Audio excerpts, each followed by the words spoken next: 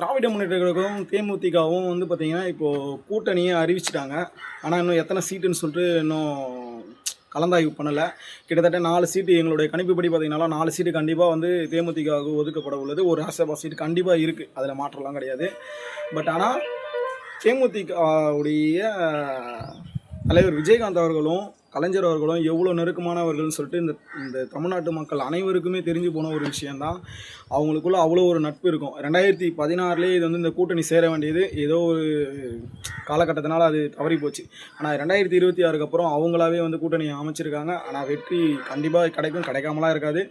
But ஆனால் திமுகவுடைய கூட்டணியில் இருக்கிறவங்க எல்லாருமே வெற்றி பெறுவாங்க. அதில் மாற்றலாம் கிடையாது. இதில் வந்து பார்த்திங்கன்னா விஜயகாந்த் ஆன்மா மன்னிக்காது அதெல்லாம் சொல்கிறாங்க. அதெல்லாம் விஜயகாந்த் ஆன்மா மன்னிக்காதுன்னு சொல்லிட்டு நீ ஏன் அவரை சிஎம் ஆக்கி விட்டுருக்கு, ஏன் ஓட்டு போடாமல்? அப்போல்லாம் வந்து ஆன்மா மன்னிக்காதான்.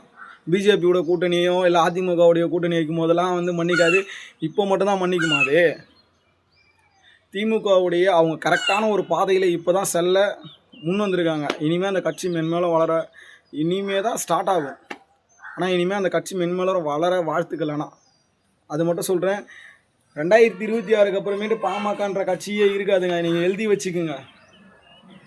அவர் எங்கே போனாலும் திமுக இந்த ஊழல் பண்ணுது, திமுக இந்த ஊழல் பண்ணுது, இதை தான் சொல்கிறாரோ தவிர்த்து நான் மக்களுக்கு என்ன பண்ண போகிறேன்னு சொல்லவே மாட்டேங்கிறாப்புல. நான் வந்தால் இதை பண்ணுவேன் அதை பண்ணுவேன். ஒரு நாள் உங்களை சிஎம் ஆக்கி பாருங்கள். நான் அதை என்ன பண்ணுறேன் மக்களுக்குன்றதை சொல்கிறத விட்டுவிட்டு எங்கே போனாலும் திமுக ஒற்றை இலக்கில் வெற்றி பெறும். அதிமுகவுடன் இருக்கிற கூட்டணி வந்து 200 தாண்டி வெற்றி பெறுன்றீங்க.